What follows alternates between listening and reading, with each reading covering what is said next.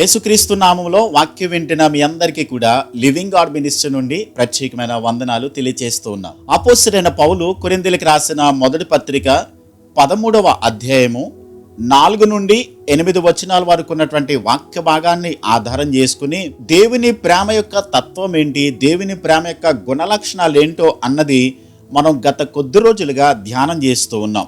ఇప్పటి వరకు మనము 12 విషయాలు మనం నేర్చుకోవడం జరిగింది. ఈ రోజున దేవుని ప్రేమ అన్నిటినీ నిరీక్షిస్తుంది. మీరు ఎదుటి వాళ్ళని నమ్మారు, అయినా మీ నమ్మకాన్ని వాళ్ళు నిలబెట్టుకోలేకపోయారు. కానీ నిజమైనటువంటి ప్రేమ ఏం చేస్తుందంటే నిరీక్షిస్తుంది. వాళ్ళు మారతారు, వారి నమ్మకాన్ని నిలబెట్టుకుంటారు, వారికి ఇచ్చిన మాట మీద వాళ్ళు నిలబడతారు, ఇచ్చినటువంటి మాటను పనిని వాళ్ళు చేస్తారు అని ఎదురు చూస్తూ నిరీక్షణతో ఎదురు చూడగలిగినదే నిజమైనటువంటి ప్రేమ. ఉదాహరణకి మనం డబ్బులు ఇచ్చామనుకోండి, లేకుంటే ఎవరికైనా అప్పు ఇచ్చాము, వాళ్ళు పలానా తారీఖుని ఇస్తానని చెప్పానన్నారు. నిజంగా వాళ్ళని నమ్మిన వారమైనట్లయితే వాళ్ళు ఇస్తారు, ఏదో ఒక రోజున వాళ్ళు తిరిగి ఇస్తారు. ఒకవేళ ఇబ్బంది పడుతున్నారేమో, ఒకవేళ వారు ఏదైనా సమస్యల్లో ఉన్నారేమో, ఏదో ఒక సమయంలో వాళ్ళు ఇస్తారులే అన్నట్టుగా మనము నిరీక్షణతో ఎదురు చూస్తాం. అలాగే నిజమైనటువంటి ప్రేమ నిరీక్షిస్తూ ఉంటుంది. ఒక ఆయన అంటాడు, ప్రేమ తేలికగా నిరుత్సాహపడదు అని అంటాడు. వైఫల్యం ప్రేమను అనగద్రొక్కలేదంట. వారు ఇస్తారన్న టైంకి ఇవ్వలేదు, కానీ ఇస్తారనే నిరీక్షణతో ఎదురు చూస్తుంది. నమ్మకం సన్నగిలిన ప్రేమ నిరీక్షణను పట్టుకునే ఉంటుందంట. ప్రేమించిన వ్యక్తి మంచితనాన్ని అది చెదిరిపోయినా ఇంకా నిరీక్షిస్తూనే ఉంటుందంట, ఎదురు చూస్తుందంట. ఒక ఆయన అంటాడు, దేవుని కృప ఏ వ్యక్తికైనా చేరగలదని, ఎలాంటి పరిస్థితినైనా మార్చేయగలదని అది నమ్ముతూ ఉంటుందంట. నిజమైనటువంటి ప్రేమ నిరీక్షణను ఎన్నడూ కూడా వదులుకోదట.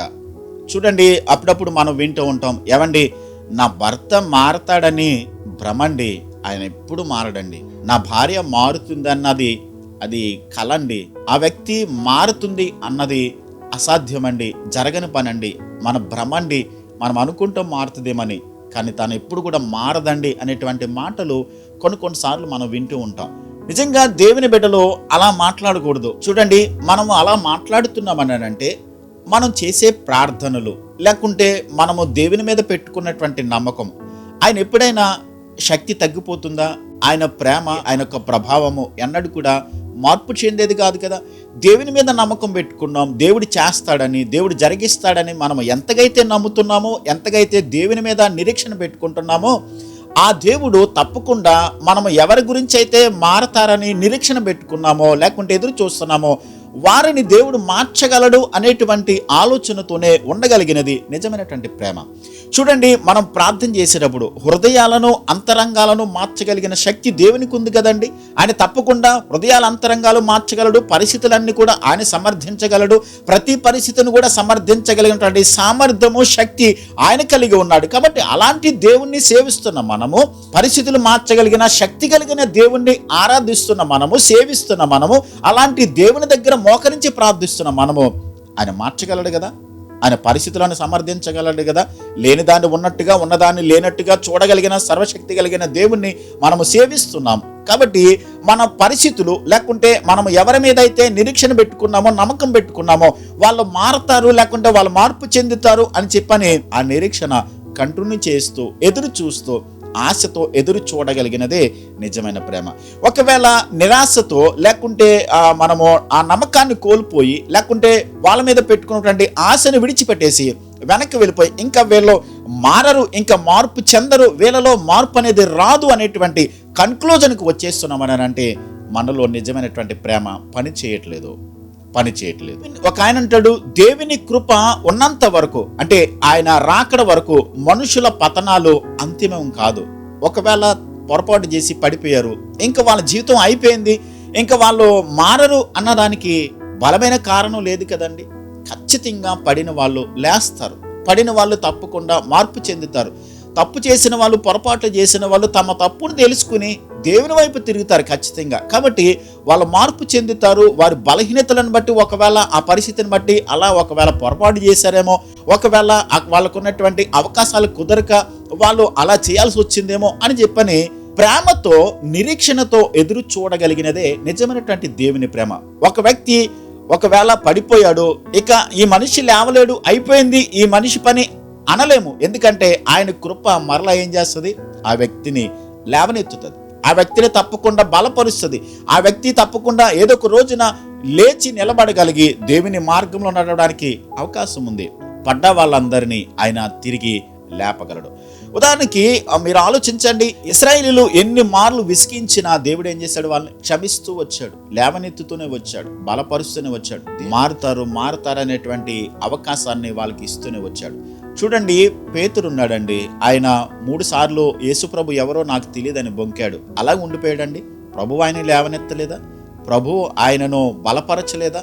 దేవుని కృప ఆయనను బలపరిచి దేవుని మార్గంలో నడవడానికి, దేవుని కొరకు అవసరమైతే హతసాక్షి అయిపోవడానికి కూడా అతడు సిద్ధపడ్డాడు కదా. అపోస్తలుడైనటువంటి పౌలు గారు ఉన్నారు, ఒకప్పుడు దేవుని ప్రజలను హింసిస్తూ నేనేదో ధర్మశాస్త్రాన్ని నెరవేరుస్తున్నవాడని అన్నట్టుగా ఆయన ప్రయత్నం చేస్తూ వచ్చాడు. కానీ దమస్కు మార్గంలో ప్రభు ఆయనకి దర్శనమిచ్చినప్పుడు దేవుని కృప ఆయనను బలపరిచింది. మంచి మార్గంలోనికి వచ్చి నిందలైనా శ్రమలైనా అవసరమైతే ప్రభు కోసం చనిపోవడానికైనా సరే అపోస్తలుడైన పౌలు ముందుకు వెళ్ళాడు. కాబట్టి పడిపోయిన వారు అలాగే ఉంటారు, పడిపోయినటువంటి వారు ఇంకా లేవలేరు, పడిపోయిన వారి పరిస్థితి ఇంకా పతనం అయిపోయింది అని అనడానికి లేదండి. నిజమైనటువంటి దేవుని ప్రేమ ఏం చేస్తుందనంటే నిరీక్షిస్తుంది, ఎదురు చూస్తుంది, ఆశ కలిగి ఉంటుంది. తప్పకుండా మార్పు చెందుతారు, తప్పకుండా దేవుని మార్గంలోనికి వస్తారు. పిల్లల కోసం తల్లిదండ్రులు మరలా లేస్తారని నిరీక్షణ కలిగి ఉండాలి. అవిశ్వాసైనటువంటి భర్త లేకుంటే భార్య మరలా మారతారని నిరీక్షణ కలిగి ఉండాలి. సంఘంలో క్రమశిక్షణ చేసి గద్దించిన మారు మనసు పొందిన వాళ్ళు మారొచ్చు అనేటువంటి నిరీక్షణతో వాక్యం చెప్పినప్పుడు కొన్నిసార్లు దేవుని సేవకులుగా మనకు అనిపించవచ్చు, వీళ్ళు ఇంకా మారరు, వీళ్ళ మార్పు చెందరని చెప్పని. కానీ దేవుని వాక్యం వాళ్ళని ఏదో ఒక సమయంలో ఏదో ఒక సందర్భంలో పట్టుకుంటుంది. ఏదో ఒక పరిస్థితులలో దేవుడు వారికి బుద్ధి చెప్పి మరలా మంచి దానిలోనికి దేవుడు తప్పకుండా వాళ్ళని తీసుకొస్తాడనేటువంటి నిరీక్షణతో ఎదురు చూద్దాం. ప్రేమ నిరీక్షిస్తుంది, ప్రేమ ఎదురు చూస్తుంది, ప్రేమ నమ్మకాన్ని కలిగి ఉంటుంది. ఒక ఆయన అంటాడు, ప్రేమ యొక్క నిరీక్షణ అనే తాడుకు అంతం లేదంట, చివరి లేదంట, అది నిరీక్షిస్తూనే ఉంటది. మారతారు అన్నట్లుగానే అది నిరీక్షిస్తూనే ఉంటది. జీవం ఉన్నంత వరకు కూడా నిజమైనటువంటి ప్రేమ నిరీక్షిస్తూనే ఉంటదనంట. నిరీక్షణ బలహీనపడిందంటే దాని అర్థం ఏంటనంటే మనలో ప్రేమ బలహీనపడిందన్నమాట. గుర్తుపెట్టుకున్నాండి, మనము నిరీక్షణ కోల్పోతున్నాము, నిరీక్షణను మనం విడిచిపెట్టేసామనంటే మనలో ప్రేమ కూడా తగ్గిపోయింది, మనలో ప్రేమ లేనే లేదు అని మనం అర్థం చేసుకోవాలి. మనం నిజంగా ప్రేమిస్తే పిల్లల విషయం, భార్య విషయం, భర్త విషయం, ఇరుగు పొరుగు వారి విషయం, అన్ని విషయాలు కూడా మనం ఏం చేస్తామంటే నిరీక్షణతో ఎదురు చూస్తాం. అలాంటిదే నిజమైనటువంటి ప్రేమ. చూడండి, లోకంలో ఎంతో మంది ప్రజలు ఒకప్పుడు దేవుని నుండి దూరం అయిపోయి దేవుని మార్గాలను విడిచిపెట్టేసి పడిపోయి ఇక వారు లేవలేనంత పరిస్థితికి వెళ్ళిపోయినప్పుడు మరలా దేవుడు వారిని లేవనెత్తి బలపరిచి ఆయన కొరకు బలమైన సాక్షులుగా వాడుకున్నటువంటి సందర్భాలు ఎన్నో మనం చూస్తానున్నాం, వింటూనే ఉన్నాం.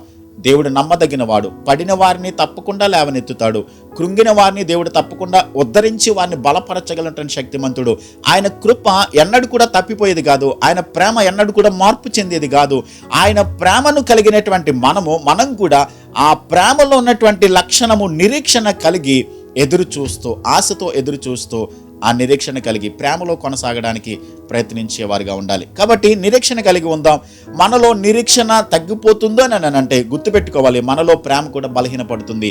అలా బలహీనం కాకోకుండా దేవుని ప్రేమను మనలో అలవరుచుకుని ఆ నిరీక్షణతో ఎదురు చూస్తూ దేవుని యొక్క ప్రేమలో కొనసాగాలని దేవుని సేవకునిగా తెలియజేస్తున్నాను. అలాంటి కృప దేవుడు మనకివ్వాలని, అలాంటి నిరీక్షణ కలిగి ఎదురు చూసేవారుగా ఉండాలని, అలాంటి ఆశతో దేవుని యొక్క ప్రేమను మనము కొనసాగించేవారుగా ఉండాలని చిన్న ప్రార్థన చేద్దాం. ప్రేమ కలిగిన తండ్రి, మా గొప్ప దేవా, మీకు స్తోత్రాలు. ప్రేమ అన్నిటినీ నిరీక్షిస్తుంది, ఎదురు చూస్తూ ఉంది, ఆశతో కనిపెడుతుంది అనేటువంటి సత్యాన్ని మీరు మాకు నేర్పిస్తూ ఉన్నారు. అవును ప్రభువా, ఎన్నో సందర్భాలలో మేము కూడా పడిపోయి మీకు దూరం అయిపోయినప్పుడు మరలా మీరు మమ్మల్ని తిరిగి లేవనెత్తి బలపరిచి మీ మార్గంలోనికి మమ్మల్ని తీసుకొచ్చిన ఆయన మీ చిత్తాన్ని చేయడానికి మీరు మాకు కృప చూపిస్తూ ఉన్నారు. అలాగే ప్రభువా, మేము కూడా మీ ప్రేమతత్వాన్ని కలిగినటువంటి వారిగా ఎదుటి వారు తండ్రి నాయన తప్పిపోతున్నప్పుడు, పొరపాట్లు చేస్తున్నప్పుడు మారతారు అనేటువంటి నిరీక్షణతో ప్రభా, మీ కృప ఏదో ఒక దినాన్న మీ యొక్క కనికరము, మీ యొక్క శక్తి ప్రభావము వారిని తప్పకుండా బలపరుస్తుంది, లేవనెత్తుతుంది, వారు తప్పకుండా మంచి మార్గంలోనికి వస్తారు అనేటువంటి ఆలోచనతో ఎదురు చూస్తూ నిరీక్షణతో కనిపెడుతున్నాయన వారి మీద ప్రేమను చూపించడానికి, అలాంటి నిరీక్షణ మేము కొనసాగించడానికి వాక్యం వింటున్న ప్రతి ఒక్కరికి మీ కృపను అనుగ్రహించి బలపరిచి మేలు చేసి దీవించి మీ నామానికే మహిమ తెచ్చుకునమని యేసయ్య నామములో ప్రార్థించి వేడుచున్నాను మా పరమ తండ్రి. ఆమేన్.